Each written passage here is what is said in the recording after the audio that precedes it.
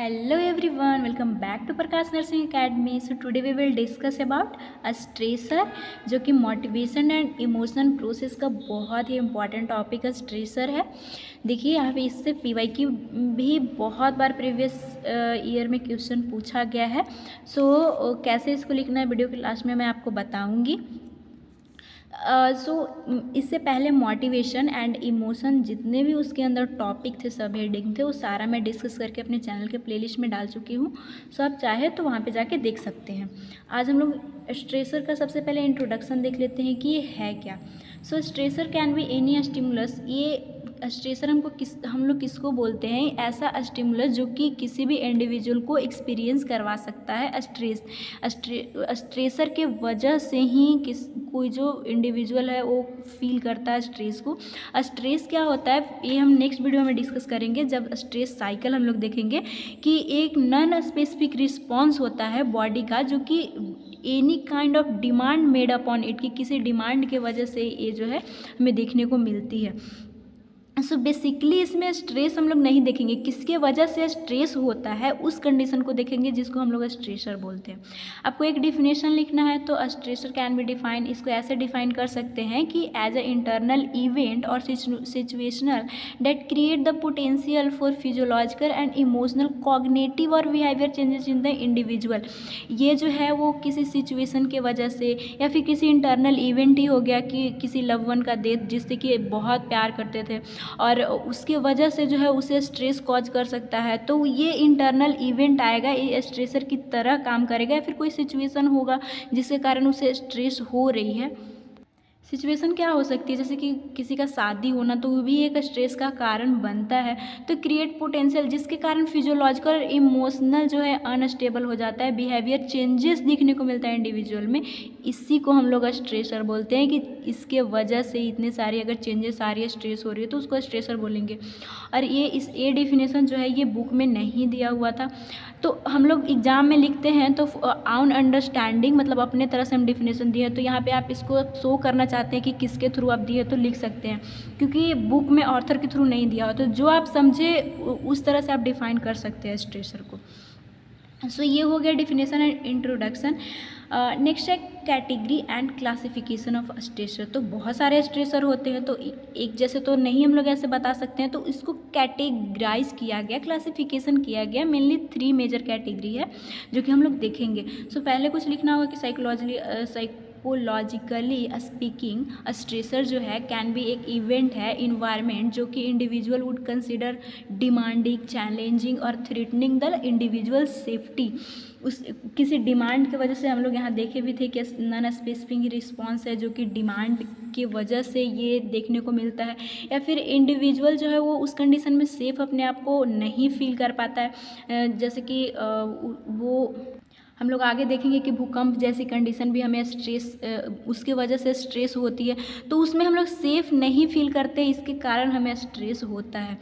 अब हम लोग देखेंगे कौन कौन सी कैटेगरी है जो कि स्ट्रेस हम लोग को करवा सकती है, कॉज करवा सकती है। तो फर्स्ट है catastrophic event, important live event जो कि अपना पर्सनल चीज़ों के लेकर हमें स्ट्रेस होती है। डेली असल रोज़मर्रा के कामों में उसके वजह से जो स्ट्रेस हो रही है, उस कैटेगरी के अंदर हम लोग सारी चीज़ों को देखेंगे जो कि स्ट्रेस कॉज करता है। फर्स्ट है हमारा कैटास्ट्रॉफिक इवेंट्स। इसके अंदर क्या आता है, ये जो है वो लार्ज स्केल पे मतलब स्ट्रेस कॉज करती है। डिजास्टर जैसी कंडीशन जो कि अफेक्ट करता है numerous people and cause extensive damage, मतलब बहुत सारे पीपल जो है इससे अफेक्ट होते हैं। जैसे कि पर्सनल इवेंट में आप खुद जो है स्ट्रेस की वजह से अफेक्टेड होंगे, लेकिन एक कैटास्ट्रॉफिक जो इवेंट है इसके वजह से बहुत सारे लोग जो है वो अफेक्ट होते हैं और बहुत ज़्यादा जो है वो डैमेज देखने को मिलती है। तो ऐसी कौन सी कंडीशन है जो कि ऐसा स्ट्रेस जो है वो कॉज करेगा?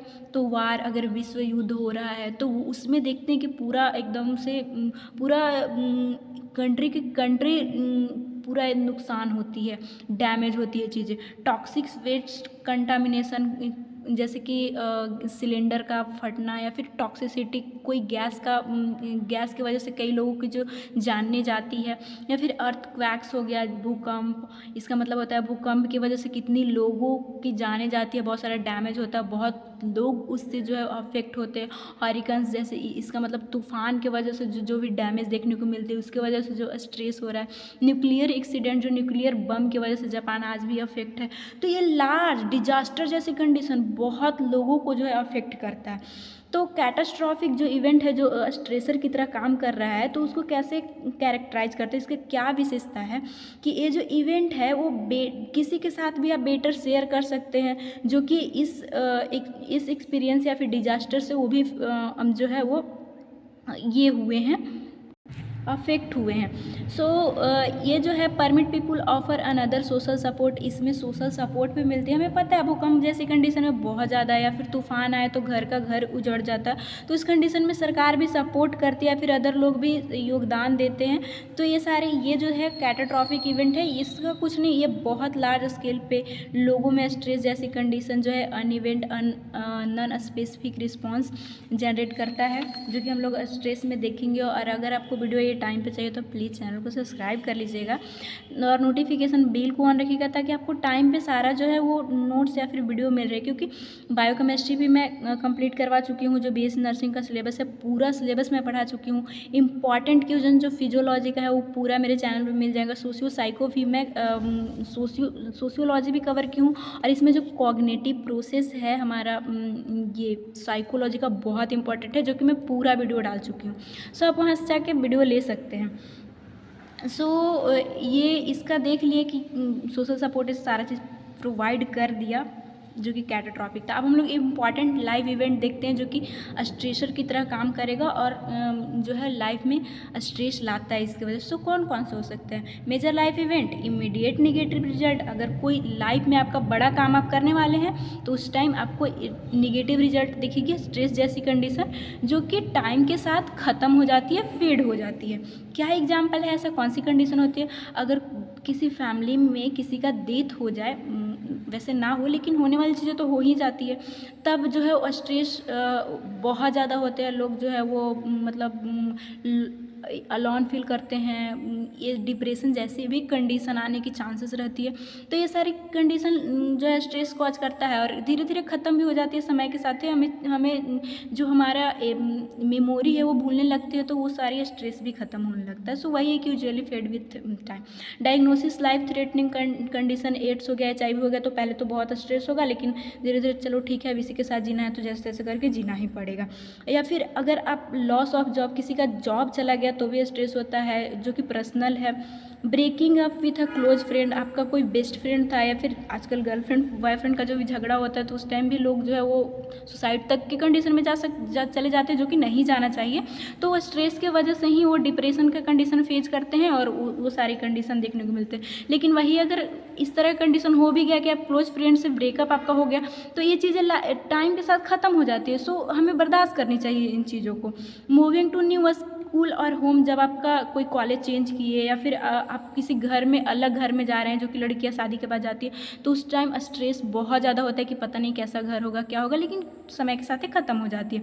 Brother and sister getting marriage, आपकी कोई भाई बहन जो कि बहुत अपने में बहुत अच्छे से प्यार से रहते थे, लेकिन शादी हो गई, तो उन लोग स्ट्रेस में आती है कि अब मैं किसके साथ रहूँगी या फिर क्या करूँगी। सो ये सारी चीज़ें पर्सनल जो है स्ट्रेसर की तरह काम करता है, जो कि स्ट्रेस कॉज करता है, लेकिन टाइम के साथ ख़त्म हो जाती है। सो क्या इसका कैरेक्टरिस्टिक है? वही चीज़ कि produce immediate major reaction, cope with the loss after passage of certain time, कि इमीडिएट आता है लेकिन टाइम के साथ ये चीज़ें ख़त्म हो जाती है। अब जो स्ट्रेसर का थर्ड जो हमारा कैटेगरी था, वो डेली हसल की, रोज़मर्रा की जो लाइफ में जो इसके वजह से जो स्ट्रेस हमें देखने को मिलती है। तो minor irritant of life we all face time to time, again and again, बार बार हम लोग सभी फेस करते हैं। ऐसा कौन सी चीज़ है? तो ट्रैफिक डिले, अगर आप जा रहे हैं अपने कॉलेज और ट्रैफिक डिले मिल गया, फिर तो लगता है यार क्या ही करना, कब ख़त्म होगा, तो वो सारा स्ट्रेस हमें देती है। नॉइज हो गया, ज़्यादा हल्ला गुल्ला, पॉल्यूशन, वेदर कि ज़्यादा अगर पानी पड़ रही है तो कीचड़ किसी को उतना पसंद नहीं आता है, तो उस तरह भी हम लोग स्ट्रेस की कंडीशन में जाते हैं। और नेक्स्ट है सोशल इवेंट, सोशल कोई इवेंट्स है किसी का शादी ब्याह है और नहीं, आपका जैसे कॉलेज का एग्ज़ाम है और उस टाइम भी लगता है कि क्या ही किसी के यहाँ जाना है, फिर कोई अपना पर्सनल काम है और आपको कोई चीज़ें सोशल इवेंट में जाना है, तो उस टाइम भी स्ट्रेस होती है। वर्क डिमांड अगर ज़्यादा है, ज़्यादा काम की लोड है, डिससेटिस्फेक्शन विद स्कूल, आप कॉलेज से ले सकते हैं। वैसे कॉलेज किसी को अपना नहीं पसंद आता है उतना, सो उस टाइम भी हमें स्ट्रेस की कॉलेज के बारे में, यार खाना नहीं अच्छा मिल रहा है, मेस ऐसा वैसा है, तो वो सारी चीज़ें हो गई। जॉब हो गया, जॉब से कोई अनसेटिस्फाइड है, बीइंग अनहैप्पी रिलेशनशिप, कोई ऐसा रिलेशनशिप बना है जिसमें रात दिन झगड़ा होती है, तो भी स्ट्रेस कॉज करता है। Too many thing to do, बहुत सारे काम के बारे में आप सोचते रहते हैं कि हमें इतना करना है, वो करना है। रियलिटी में आपकी चीज़ इतना हो सके तो अगर आप ज़्यादा सोच रहे हैं ज़्यादा काम करने का, तो एक साथ ज़्यादा कीजिएगा तो स्ट्रेस होगा। टू मेनी रिस्पॉन्सिबिलिटी, अगर बहुत ज़्यादा रिस्पॉन्सिबिलिटी किसी के ऊपर है तो वो भी जो है वो स्ट्रेस कॉज कर सकता है। अब एक ही बच्चा को मिल जाए कि तुम एक दिन में पूरा जो है पूरा सेमेस्टर का असाइनमेंट बना दो, तो ऑफकोर्स बच्चा स्ट्रेस में चला जाएगा, क्या ही असाइनमेंट बना पाएगा। तो इतना सारा रिस्पॉन्सिबिलिटी भी ज़्यादा स्ट्रेस कॉज कर सकता है। इसका कैरेक्टरिस्टिक क्या है, तो daily hustle by them self do, ये देखिए मतलब कि ये जो है रोज़मर्रा वाली जो चीज़ें हैं वो जो है वो देम सेल्फ अपने आप आती है, और do not require much coping. इसमें ज़्यादा कोप का मतलब क्या है कि उस कंडीशन से हटना, कि कैसे कोई मैकेनिज्म, जो कि हम लोग coping of stress next video में देखेंगे हमारे सिलेबस में, और बहुत इंपॉर्टेंट है एग्जाम ऑफ पॉइंट व्यू से। तो इसलिए आप चैनल को सब्सक्राइब कीजिएगा और नोटिफिकेशन बेल को ऑन कीजिएगा, ताकि आपको टाइम से हर चीज़ें मिल जाए। और इसका नोट्स भी मैं आपको प्रोवाइड कर दूँगी, जो कि टेलीग्राम चैनल में मिलेगा, प्रकाश नर्सिंग एकेडमी से। इसका लिंक मैं डिस्क्रिप्शन बॉक्स में दे दूँगी, सो आप वहाँ से नोट्स भी ले सकते हैं। तो वही बोला कि टाइम के साथ ये चीज़ें जो है अपने आप ख़त्म हो जाती है, क्योंकि खुद से ही आया है। नेक्स्ट है manage by relating well with a sponge और लवर और फ्रेंड। अगर ऐसी कंडीशन है, और अगर आपके पास मतलब कि जो भी वाइफ एंड हस्बैंड है अच्छे हैं, तो उन लोग में ये कंडीशन देखने को भी नहीं मिलेगा। किसी के पास अच्छा लवर है या फिर फ्रेंड है, तो वो शेयर करके ही स्ट्रेस को ख़त्म कर लेते हैं। गेटिंग इनफ स्लीप, अगर आप अच्छे से सोते हैं तो ये कंडीशन जो डेली हसल वाला स्ट्रेस है वो आपको नहीं आएगी। स्पेंड अपने फैमिली के साथ आप टाइम स्पेंड कीजिए तो सारी चीज़ें ठीक रहती है, स्ट्रेस हमें नहीं होती है। तो इसका कैरेक्टरिस्टिक था डेली हसल का। सो अगर आप नर्सिंग फील्ड्स हैं, क्योंकि ये बीएड वाले लोग भी देखते हैं, उन लोग में भी साइकोलॉजी पढ़ना होता है, तो नर्सिंग वाले के लिए ही नर्सिंग इम्प्लीकेशन मस्ट है। अगर आप नहीं है तो वहाँ तक ही आपके लिए इम्पॉर्टेंट था। सो नर्स जो भी बीएससी नर्सिंग या फिर जीएनएम से देख रहे हैं, उनको ये एग्ज़ाम में ज़रूर लिखना है कि आपको क्यों पढ़ाया गया स्ट्रेस और स्ट्रेसर जैसी कंडीशन।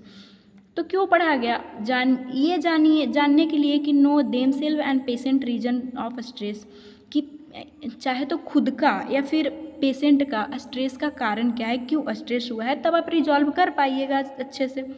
अब देखिए यहाँ पे प्रीवियस ईयर क्वेश्चन जो है यहाँ से पूछा गया है, ये रोहतक यूनिवर्सिटी का है।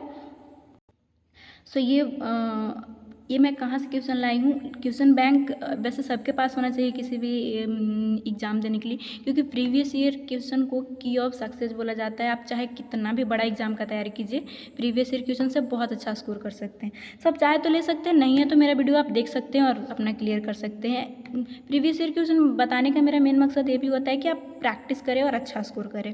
सो रोहतक में ये 3 मार्क्स में पूछा गया है, तब आपको पूरा स्ट्रेसर को पूरा सारा चीज़ को डिफाइन करना है। और मिजोरम यूनिवर्सिटी जो है उसमें 2 मार्क्स में ये जो स्ट्रेसर पूछा गया था। तो इसमें क्या आप सिर्फ जो स्ट्रेसर है कैटेगराइज, जैसा आपके पास टाइम है उतना आप लिख सकते हैं, क्योंकि आपको टाइम भी मैनेज करना होता है। सो बस इस वीडियो में इतना ही। और अगर आपको नोट्स चाहिए तो वही टेलीग्राम चैनल पे जाइए, जो कि लिंक डिस्क्रिप्शन में दे चुकी हूँ, प्रकाश नर्सिंग एकेडमी से है। Thanks for watching. मिलेंगे नेक्स्ट वीडियो में स्ट्रेस साइकिल के साथ।